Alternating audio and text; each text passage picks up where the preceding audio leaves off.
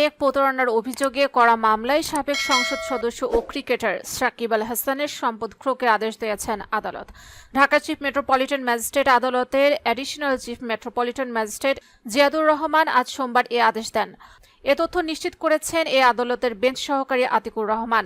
আদালত সংশ্লিষ্ট সূত্রগুলো বলছে, চেক প্রতারণার মামলায় গত 19 জানুয়ারি সাকিব আল হাসানের বিরুদ্ধে গ্রেপ্তারি পরোয়ানা জারির আদেশ দেন আদালত।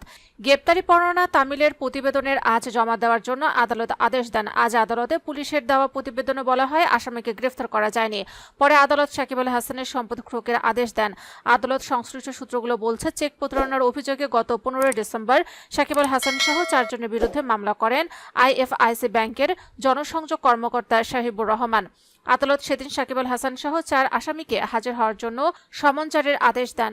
মামলার পরবর্তী শুনানির তারিখ ঠিক করা হয়েছিল 19 জানুয়ারি। সেদিন আদালতে হাজির হয়ে জামিনের আবেদন করেন সাকিব আল হাসান অ্যাগ্রো ফার্ম লিমিটেডের পরিচালক ইমদাদুল হক। কিন্তু সাকিব আল হাসান ও অ্যাগ্রো ফার্মের ব্যবস্থাপনা পরিচালক গাজী শাহগীর হোসেন আদালতে সেদিন হাজির হননি। বাদীপক্ষ থেকে সাকিব আল হাসান ও গাজী শাহগীরের বিরুদ্ধে গ্রেফতারি পরোয়ানা জারির আবেদন করা হয়।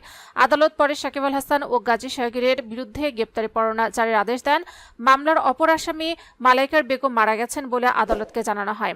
আদালত তার মৃত্যু সংক্রান্ত প্রতিবেদন দেওয়ার জন্য সংশ্লিষ্ট থানার ভারপ্রাপ্ত কর্মকর্তাকে নির্দেশ দেন। মামলায় অভিযোগ করা হয়েছে, সাকিব আল হাসান অ্যাগ্রো ফার্ম লিমিটেডের চেয়ারম্যান হিসেবে দায়িত্ব পালন করছেন সাকিব আল হাসান। 7 বছর আগে আইএফআইসি ব্যাংকের বনানী শাখা থেকে প্রতিষ্ঠানটি 1.5 কোটি টাকা ঋণ নেয়।